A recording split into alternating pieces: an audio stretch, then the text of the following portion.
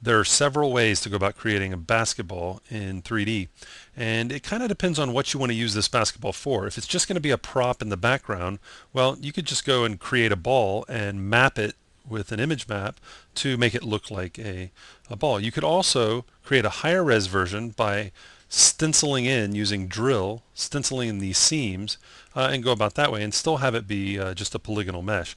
But if you wanted to create a high res basketball, we could use subdivisional surfaces. And so what I thought we could do is take a look at creating a sub D basketball in LightWave. So I'm going to go ahead and pop over to Modeler, and let's start with a ball. So ball in for numeric, or I could come down here and hit numeric. And I can see that by default my sides are 24 and my segments are 12. I'm actually going to lower the sides. Let's use 16. I'm going to keep an even number. It'll make it easy for me to work with later. And for sides, we'll go ahead and keep it at 12. That'll work. Go ahead and close that and commit. So this is going to be our basketball. Now the problem is that there's a distinct layout of those seams. The flow and the geometry on the ball isn't really what we're after. So we're going to need to change that up. Now I'm lazy, so I'm not going to want to do it on both the top and bottom. So I'm just going to delete the bottom half. Once I get the top half right, I'll just mirror so that I can get the bottom half, and I'll only have to work on one area. Now if I wanted to be really lazy, I could just delete half of this top and then mirror that, but I'll do a little bit of work today. So I'm going to take all of these triangles and delete them. I'm not a big fan of using triangles with subdivisional surfaces, so we'll just go ahead and get rid of those, and it's going to help us reorder the polyflow here to work with. So what I'm going to do is select all the way across from one side to the other and hit P to make polygon. So 1, 2, 3, 4, P for polygon. And I'll just continue to do that and fill in these areas. Now I could select 1, 2, 3, 4 and make a polygon, split down the middle, and then weld those. But what I'll do, just as something different, is I'll select these, hit L, which is connect, found under construct, connect.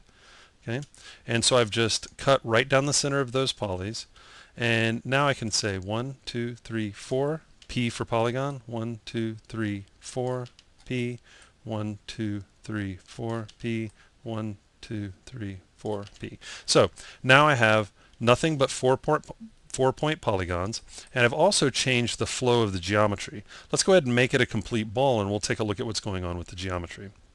So I'm going to use Shift V for mirror, N for numeric, and I'm going to mirror in the Y, and we'll go ahead and commit to that. I'm going to hit Tab because what we're after in the end is a subdivisional surface model. So by hitting Tab, I'm turning on subpatches. And we're not at a perfect sphere yet because we kind of broke it by, as you can see here, we flattened the top and bottom. So we're going to have to fix that, but we'll get to that. But let's take a look at what we have for our flow. If we look at this segment right here, running right down the center, we can see that there could be a seam there. We could put a seam right here. And now, because we changed the flow, we've got a seam that's angled the way we'd want it for a basketball. So we're really close. We could actually do a low-res ball with this, but what I want to do is add a little more geometry so we can get a very high-res basketball. But we could just know if we wanted to. Let's go ahead and select. I'm going to select loop, and I'm going to select loop, and I'm going to select loop on all of the areas that I would want to create a seam. Okay, so as you can see, that's that pattern we were after. Okay, but we'll do it to a higher res version, but just know that you could, at this point, you could round off the ball and you could make a subpatched, a subdivisional surface model of a basketball using this amount of geometry. We're going to take it a step further. But since I went ahead and selected these, let's take advantage of a selection set. So I'm going to come over here to S for selection set and new, and I'm just going to call this seam and create. That way we can come back and take advantage of that later. So I'll deselect. Let's add some more geometry to this. So I'm going to Shift D for subdivide polygons, choose metaform, and now we got a lot more geometry to work with. It's still not perfectly round, so what I'm going to do is go over to modify, transform more, and I'm going to use spherize. Okay, and so now it's smoothed out the top there, so even when I hit tab and go into polygonal mode, you can see the top and the bottom are no longer flat. So now we're working with a nice sphere there. Let's take a closer look at what we have here. I want to go ahead and select that seam. Let's go ahead and take advantage of that selection set. So W for statistics. Let's switch over to points, and right down here, seam plus.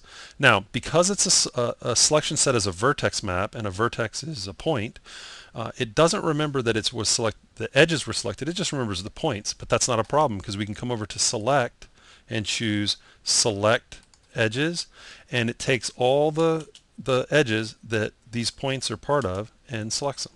So now we have those. So now all I need to do is create the seam. Okay, so right now I have those selected. I'm going to hit Control B for edge bevel, and I can left click and drag and decide how wide do I want that seam to be, and just choose a distance, look at your reference, and decide how wide you want that to be. Okay, and I'll commit to that. And so now I'm going to go to polygonal mode just so we can see. Now I can see where my seam is, and it's all the same size. So I'm going to select this and select loop, select a few polys here, select loop, select a few polys here, select loop, and select a few polys here, select loop. So now I've got my seam selected. Q for change surface, and I'm going to call this seam. Let's make it just a slightly darker color to work with. Smoothing, and now we've got our seam there. So now all we need to do is raise up the other areas so that the seam is sunken in. Now I could select the seam and multi-shift that in, but instead what I'm going to do is I'm going to select the surface that I haven't given a surface name to. So W for statistics, and in polygon statistics mode I'm going to choose default, select that, Q, and I'm just going to call this base, as in the base surface of the ball, and pick a lighter color and have smoothing on, and there we go. And with that still selected, I'm going to come over to multiply, multi-shift, and I'm just going to left click and drag, and I have to decide based on my reference how far out do I want to go, how much of a seam do I want there. I can bevel it in, and I can also shift it, so I'm insetting and shifting.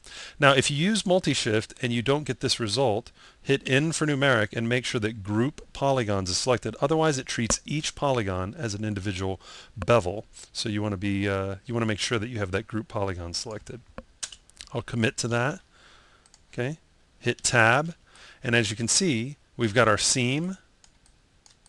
Okay, we've got our seam and we've got our panels, but what I'm also seeing is I'm getting a tight pattern all up into the intersection points right here. Let's go into texture mode so we can see. Now from a distance that might work, but we are creating a high-res version, so I'm assuming that we're going to want to get close to this. Okay, so what I'm going to do is just clean up this by tightening up that edge. So I'm going to select a few polys, and then I'm going to come over to multiply, bandsaw pro, N for numeric, and I'm going to enable divide, and I'm going to slide the segment over, and I'm just going to type in 5. I want it really close to that edge. You can see a little display here of how close it's going to be to the edge, and you can also see it right here in real time. So let's go ahead and commit to that, and then I'm going to select the same thing over here, bandsaw pro, N for numeric, and I'm going to put it on the other side, so 95. Okay, and there we go. Now that's much tighter, and we have a sub D basketball created with nothing but 4-point polygons, and we've got the seams, we've got the pattern that we're after, and we're ready to go. We just need to take it into layout, throw some surfaces on there, and we're good to go. Let's go ahead and add this bump to the surface of the main portion of the ball. I'm just going to slide that out of the way, and let's just zoom in close so that we can just look at this area so we can get a good shot of that. I'm going to open up Viper so I can take advantage of that whenever we're testing out our surface. Open up the surface editor, and let's do a render so we can store it into the buffer for Viper. Okay, so I can close that down, render, and let's go ahead and start changing some of the values. So for the main part of the ball, I'm going to change the color, and we'll just use a orange color there. And let's add some specularity. I'm just going to try 60. Let's do 75, and we'll do 25 for glossiness so that it kind of spreads out. But I want to add that bump. And so what I'll do, we could do it in the texture editor, but let's head over to the node editor. I'm going to activate it, and let's go to add node, 3D texture, and let's use crust. Okay, so I'm going to plug bump into bump. You can start to see some of the bumps, but it's not really what we're after. We need to change some of the values. So I'm going to start by, let's increase the width. Okay, so we'll get more of them, and let's size down. So I'm going to try 0.5, and we need to go smaller than that. So 0.05. Okay, that's looking about the right scale, but we need more. So what if we do 100? Let's try 200. Maybe that's too much. Nope, 200 is working, but it's a little too much bump, so I'm going to take the bump amplitude. Let's try 50. And I think that's closer. Scale's still a little big. I just keep, what you're not seeing off screen is I keep looking to the side and comparing it to the reference image that we have here. So I just need to scale that down some. So what if I do 0.03?